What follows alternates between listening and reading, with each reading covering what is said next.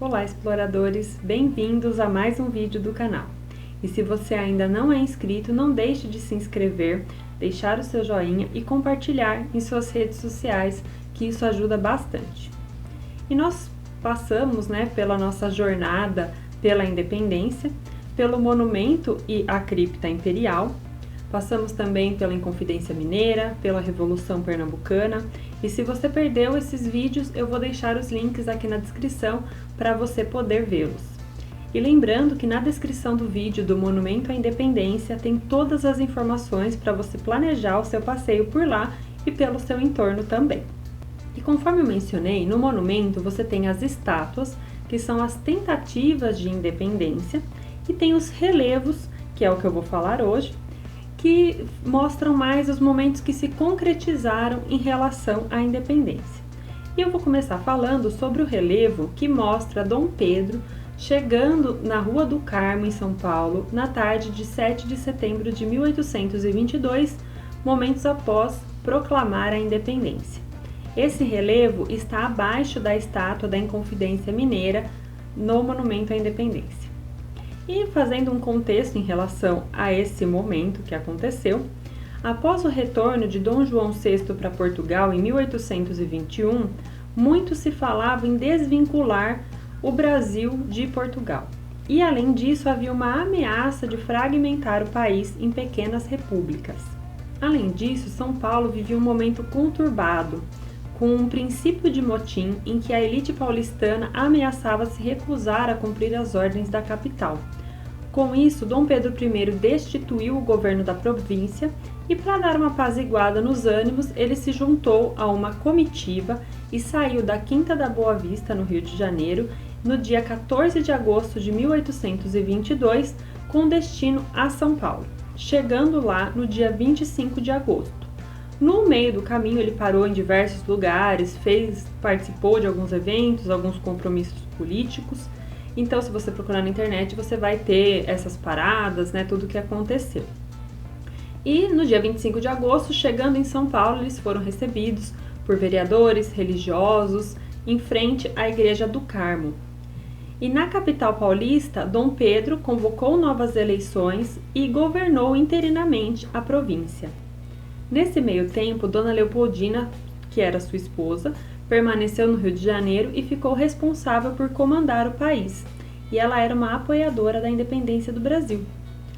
Então, Dom Pedro, após todos os seus compromissos em São Paulo, que ele precisava fazer, no dia 5 de setembro ele foi para Santos para inspecionar as fortalezas e visitar membros da família de José Bonifácio, que era o seu ministro de Estado. Após o que ele precisava fazer em Santos, ele foi retornar com a comitiva para São Paulo. Então, no dia 7 de setembro, enquanto passavam próximos ao Riacho do Ipiranga, duas pessoas os encontraram no caminho, que foram o major Antônio Ramos Cordeiro e o correio real da corte Paulo Bregaro. Eles encontraram então a comitiva e tinham correspondências para Dom Pedro. Uma delas era de Dona Leopoldina, pedindo para que Dom Pedro I retornasse para o Rio de Janeiro devido à pressão que Lisboa estava fazendo. Ela estava mandando tropas para o Brasil, batalhões para o Brasil, e já tinha homens que haviam desembarcado na Bahia. Então ela pedia que Dom Pedro retornasse para ajudar o país. Também haviam duas correspondências de Lisboa, sendo uma de Dom João VI e a outra com instrução das cortes exigindo o regresso de Dom Pedro I para Portugal e falando sobre a prisão de José Bonifácio.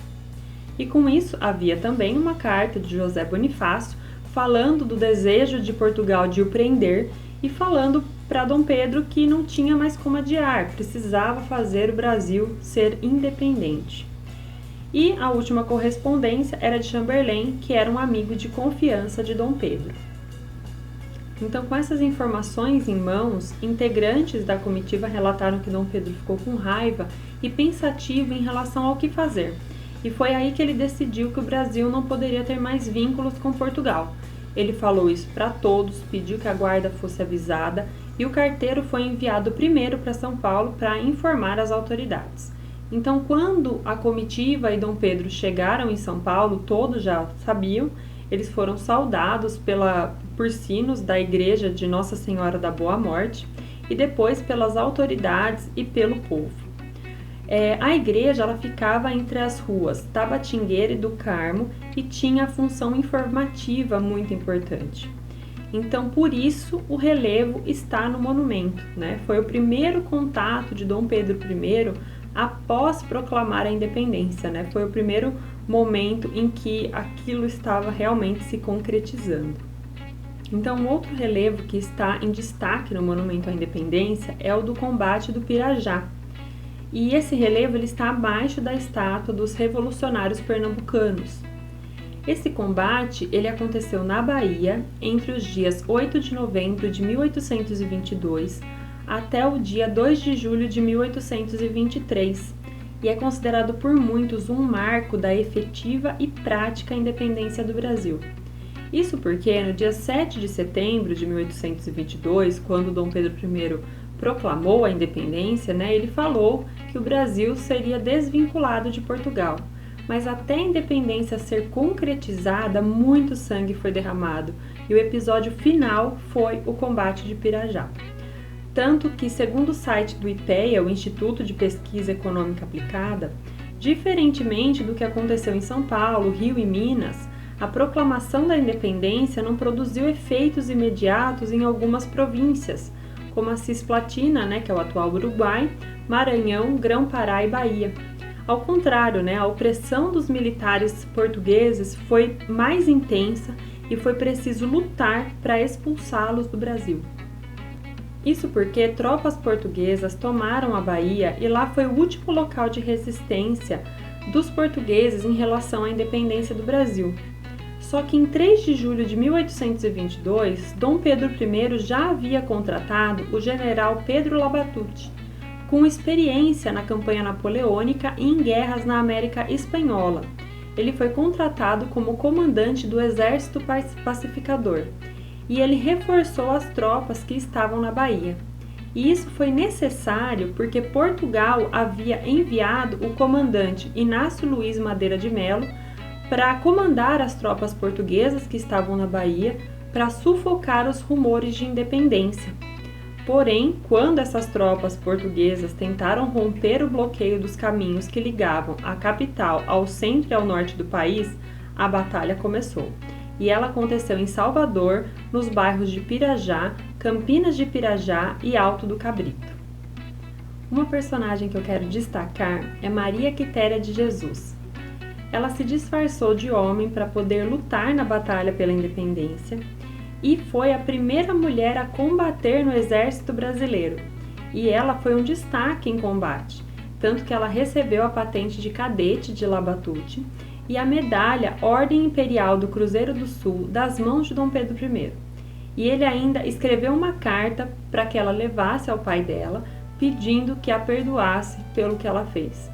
Não tem como não lembrar de traços do filme Mulan, que é bem parecido, E ela foi tão destaque nessa batalha que ela se tornou patrona do quadro complementar de oficiais do Exército Brasileiro. E em 1953, aos 100 anos de que ela havia morrido, o governo brasileiro decretou que o retrato dela fosse inaugurado em todas as repartições, estabelecimentos e unidades do Exército Brasileiro.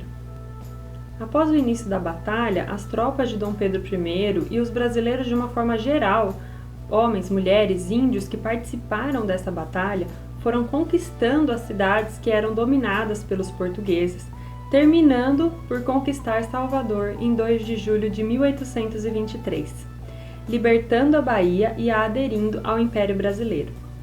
E há várias divergências em relação à quantidade de mortes e feridos nessa batalha.